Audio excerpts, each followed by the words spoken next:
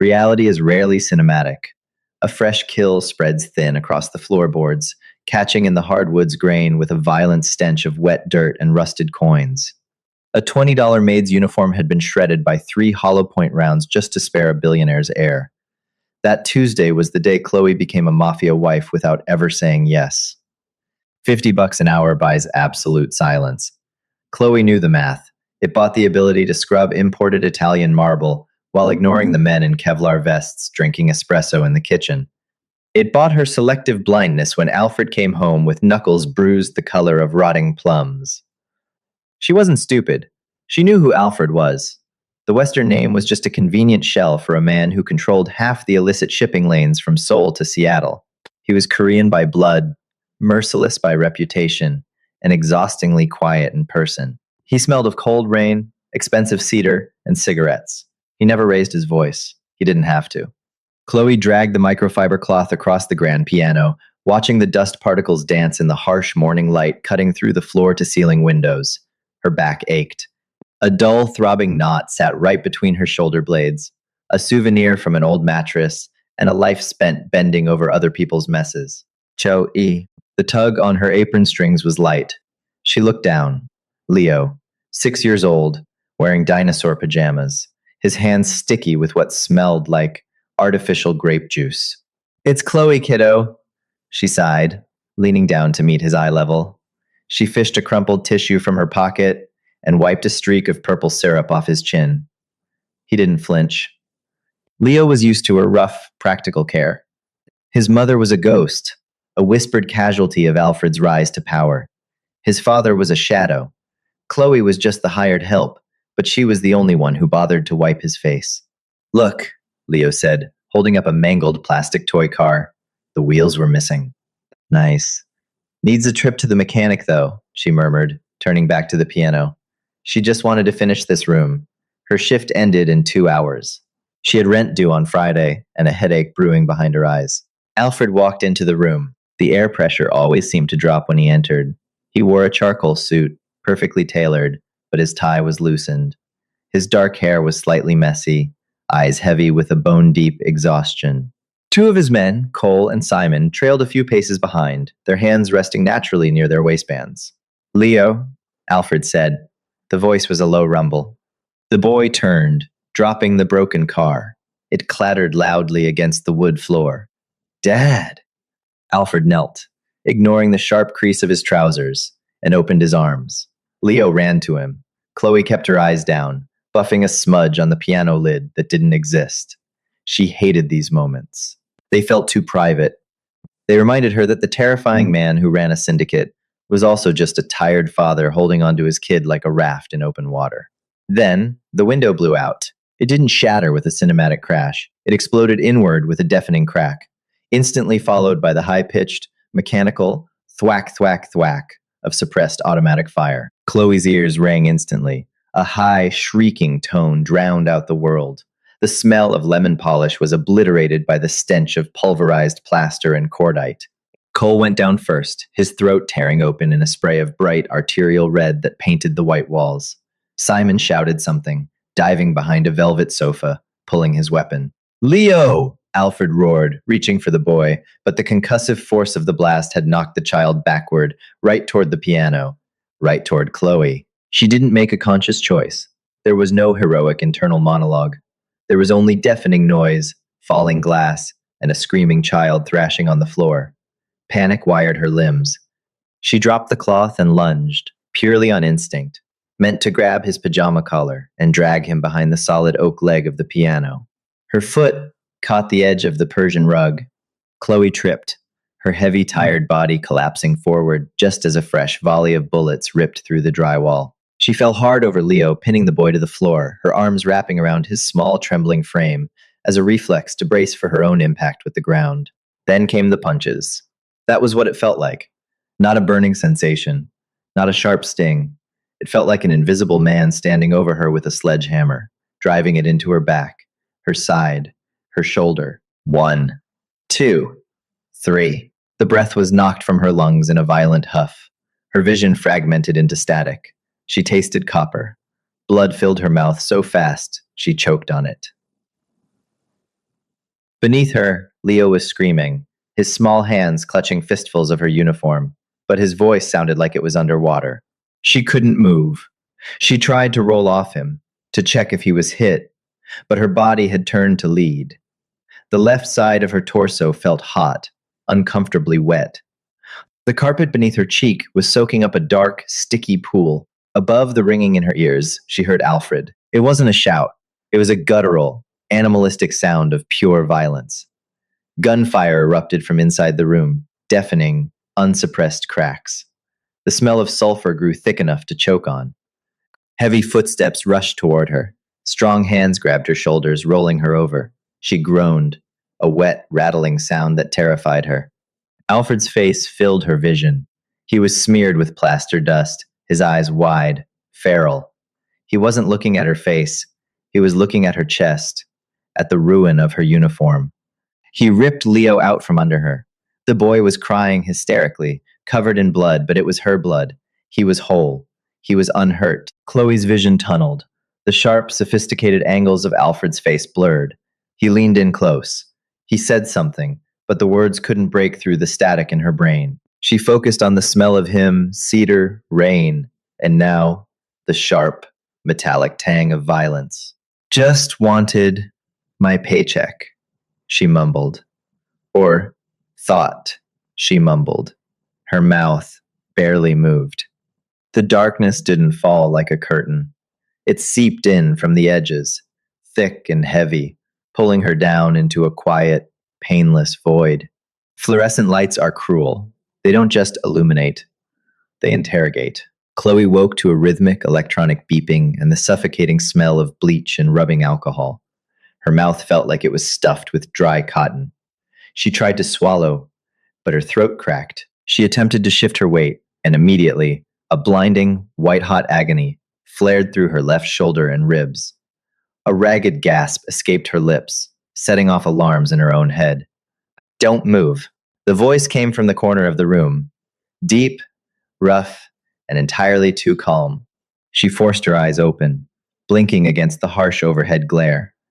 The hospital room was sterile, devoid of flowers or cards, just steel, plastic, and monitors. Alfred sat in a plastic chair near the door. He looked terrible. The tailored suit was gone, replaced by a dark Henley shirt and slacks. He was unshaven, the dark stubble making the hollows of his cheeks look sharper. He hadn't slept. His knuckles were wrapped in fresh white bandages. Water, she croaked. He stood, his movements slow and deliberate, and poured water from a plastic pitcher into a small cup.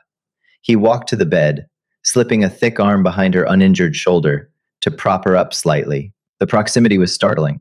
He was so careful, his touch surprisingly gentle for a man whose hands were currently bandaged from what she assumed was beating someone to death. She drank greedily, coughing as the water hit her dry throat. He set the cup down and eased her back onto the pillows. 3 bullets, Alfred said, his voice flat, devoid of the usual commanding timbre. 1 shattered your collarbone. 1 went through your side, missing your kidney by a fraction of an inch. The 3rd lodged in your thigh. Chloe stared at the ceiling. The reality of it crashed over her, heavy and suffocating. Am I fired? She asked, the cynical defense mechanism kicking in before she could stop it. Alfred didn't laugh. He didn't even crack a smile. He stared at her, his dark eyes unreadable. You saved my son. I tripped. You covered him. I panicked, Alfred. I'm not a hero. I'm a maid who tripped over a very expensive rug. She grimaced, the pain medication starting to fight a losing battle against the throbbing in her side. I didn't mean to take a bullet, let alone 3. Intent doesn't matter, he said, pulling his chair closer to the bed. The plastic legs scraped loudly against the linoleum floor.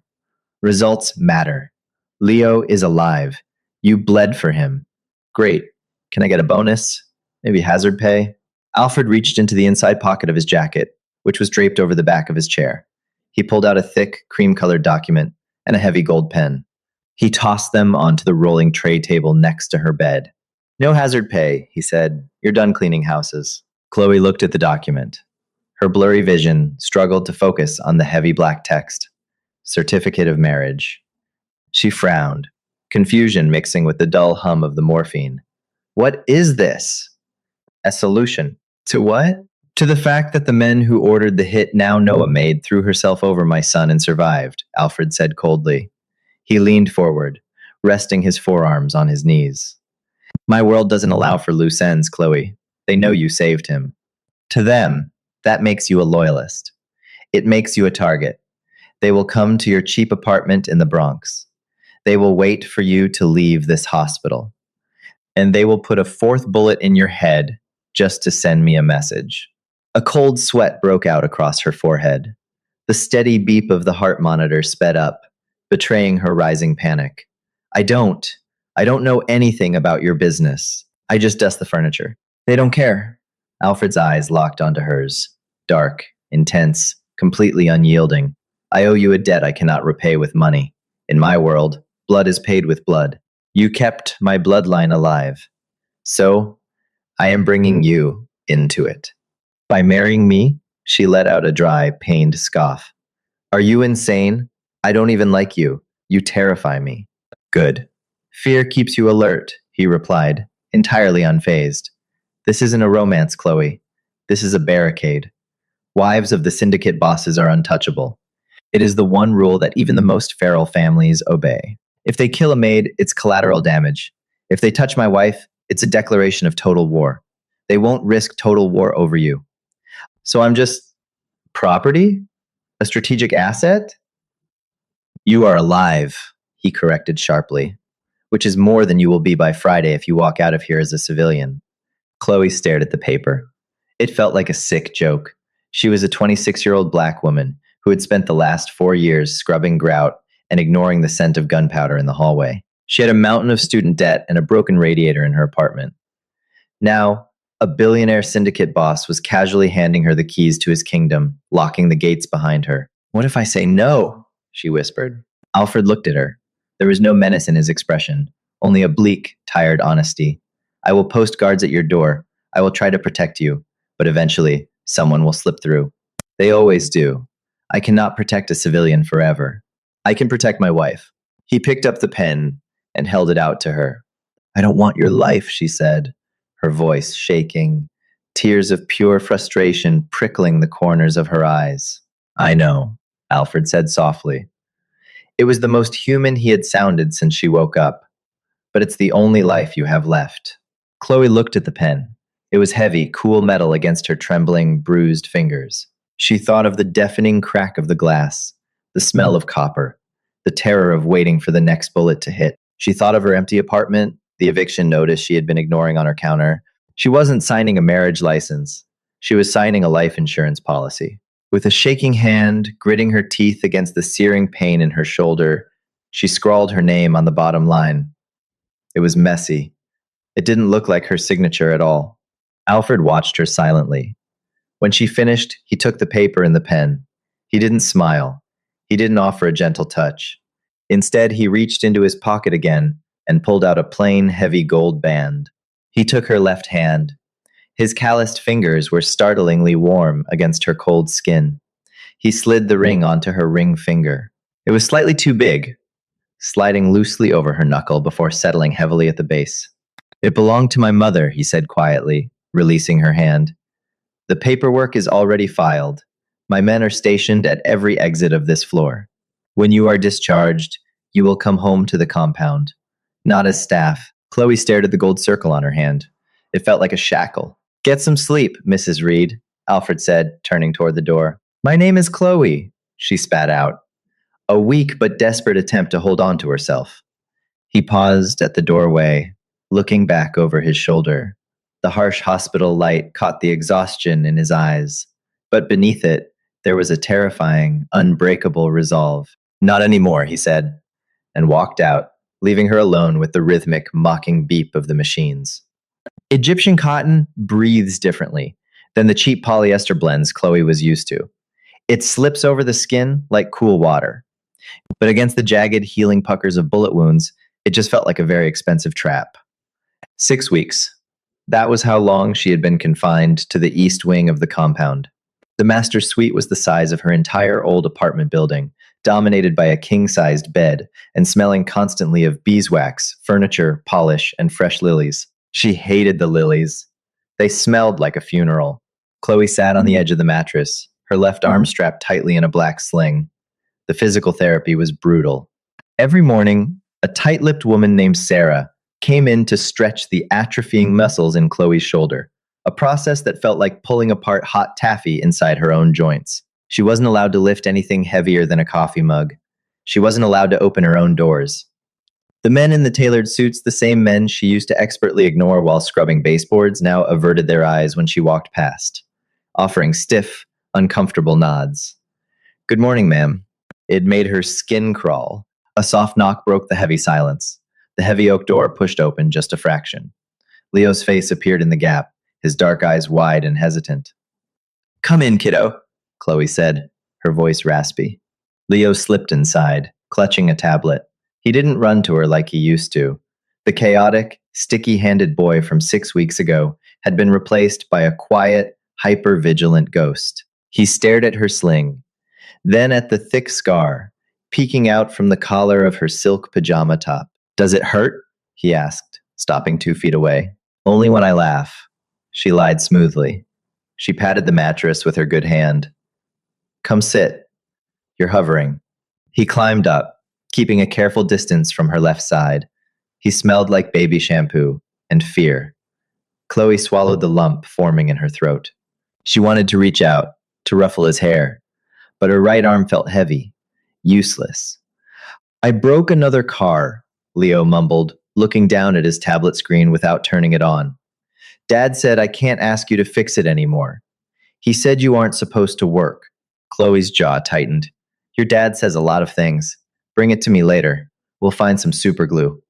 "I can't." "Why not?" He threw it away. "He bought me a new one." Leo looked up, his eyes glassy. "I didn't want a new one. I wanted the broken one fixed." The metaphor was so heavy it made her chest ache. Before she could answer, the heavy tread of footsteps echoed in the hallway. The door didn't knock this time. It simply swung open. Alfred stood in the frame. He wore a black wool overcoat, his shoulders dusted with fine, misty rain. The air pressure in the room shifted immediately. It always did. He brought the cold in with him.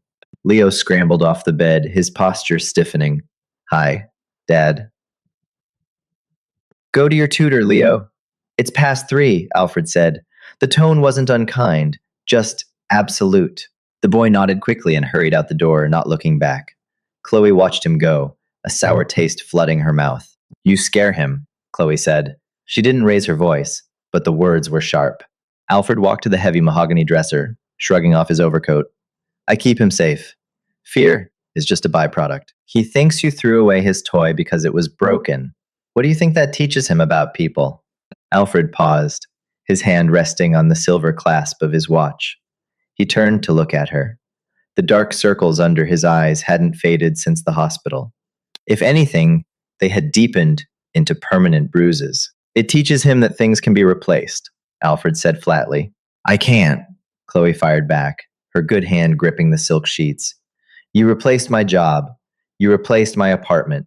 You replaced my name. But you didn't fix anything. You just painted over it." He walked slowly toward the bed. Chloe forced herself not to flinch, not to lean back. He stopped right at the edge, staring down at her. He smelled of rain, expensive tobacco, and a faint metallic tang that made her stomach drop. Blood. Old blood. "Are you unhappy with the accommodations, Chloe?" he asked, his voice a low, dangerous rumble. "I want to do my own laundry." Alfred stared at her for a long, suffocating moment. Then, unexpectedly, he let out a short, harsh breath that might have been a laugh. "You took 3 hollow points to the chest, and you want to fold towels." "I want to feel my hands doing something other than holding a pill cup," she snapped, the frustration finally boiling over. Tears of pure, hot anger pricked her eyes. "I am going crazy in here, Alfred. I am a prop. I am a human shield you put a ring on to balance your books. I am not a wife." He didn't argue. He reached out, his large, calloused fingers gently wrapping around her right wrist. He pulled her hand upward, pressing her palm flat against his chest, right over his heart. Beneath the crisp cotton of his dress shirt, she felt the steady, heavy thud of his pulse. But she also felt something else, a thick, rigid line of scar tissue beneath his shirt. Neither of us chose this life because it was soft, Alfred said, his voice dropping to a harsh whisper. I put a ring on you because you did the one thing no one in my world has ever done. You bled for nothing in return. You aren't a prop, Chloe. You are the only real thing in this house. He let go of her wrist and walked into the adjoining bathroom, shutting the door quietly. Chloe sat alone in the massive bed, her palms still tingling with the rhythm of his heartbeat. Storms in the valley didn't just rain, they assaulted the glass. It was 3 a.m. Chloe sat in the oversized leather armchair by the window, watching the water streak across the reinforced panes. Her shoulder throbbed a deep, rhythmic ache that flared up whenever the barometric pressure dropped. The painkillers were on the nightstand, untouched. She hated the foggy, disconnected feeling they gave her. She preferred the pain. It was honest. The lock on the bedroom door clicked. Chloe didn't jump. Over the past 2 months, her nervous system had recalibrated. She just turned her head as the heavy oak door swung open. Alfred stepped inside. He didn't turn on the light. The faint, ambient glow from the estate grounds illuminated him in harsh, silver angles. He was missing his suit jacket. His white button-down shirt was untucked, the sleeves rolled up to the elbows. He locked the door behind him and leaned against the wood, his head tilting back. He let out a long, ragged exhale. The smell hit her a second later. It wasn't the faint metallic tang from weeks ago. It was heavy, suffocating, the undeniable copper-thick stench of fresh blood mixed with burnt powder and ash. Chloe stood up. Her knees popped in the quiet room. Alfred? He didn't open his eyes. Don't turn on the light. She froze. The exhaustion in his voice wasn't just physical. It sounded structural, like a building right before it collapsed. She walked slowly toward him, her bare feet silent on the thick Persian rug. As she got closer, her eyes adjusted to the shadows. The entire right side of his white shirt was soaked in a dark, wet stain that clung to his ribs. You're bleeding, she said, her voice remarkably steady. The panic from the day of the shooting was gone. This wasn't a sudden explosion of glass. This was the grim, predictable reality of the man she had married. It's not mine, he breathed, finally opening his eyes. They were pitch black in the dim light, stripped of their usual calculating coldness. They looked hollow, most of it, anyway. He pushed off the door and limped toward the bathroom. Chloe followed him. He flipped the bathroom switch. The harsh LED light flooded the marble tile, and Chloe finally saw the extent of it. His knuckles were split open, raw and bleeding. A deep, jagged slice cut across his left forearm, oozing sluggishly. His face was pale, smeared with dirt, and something dark that looked suspiciously like engine grease. I'll call Thomas, Chloe said, reaching for the wall phone to dial the estate doctor. No. Alfred caught her wrist. His grip was weak, trembling slightly. No doctors tonight. Nobody comes in here. She looked at him. Really looked at him. The untouchable syndicate boss was gone, replaced by a battered, exhausted man holding himself together by sheer force of will. Sit down, she ordered, pointing to the edge of the large porcelain bathtub. For once, he didn't argue. He sank onto the edge of the tub, his head dropping into his hands. Chloe didn't ask questions. The muscle memory of 100 cleaning jobs kicked in, combined with a strange, dark calm. She opened the heavy glass medicine cabinet. Antiseptic, gauze, medical tape, a pair of surgical scissors. She filled a wash basin with warm water and grabbed a clean white towel. She knelt in front of him. The marble was cold against her bare knees. Shirt off, she said quietly. Alfred lifted his head. He looked at her hands, holding the wet towel and the scissors. He unbuttoned the ruined shirt with clumsy, shaking fingers and let it drop to the floor. His torso was a map of violence. Old scars, bullet wounds, knife tracks, burns crisscrossed his heavily muscled chest and stomach. But the fresh wound was on his forearm. Chloe took his arm. She didn't flinch. She pressed the wet towel against the dried blood, wiping it away with firm, methodical strokes. The water in the basin turned pink, then dark red. He hissed through his teeth as the antiseptic hit the open cut. Sorry, she muttered, not looking up. She unwrapped the sterile gauze. Who was it? The men who ordered the hit at the house, Alfred said, his voice raspy. He watched her hands as she wrapped the bandage tightly around his arm, securing it with tape. The ones who put 3 bullets in you. Chloe's hand stopped. She looked up at him. The silence in the bathroom was absolute, save for the faint sound of the rain beating against the frosted window. Are they? She started, unable to find the right word. They won't ever look at you again, he answered simply. The coldness had returned to his eyes, absolute and terrifying. A shiver ran down her spine. It wasn't fear. It was something infinitely more complicated. She had spent her life being invisible, being the collateral damage. Now, a man had dismantled an entire rival faction in the dead of night simply because they had made her bleed. She finished taping the bandage.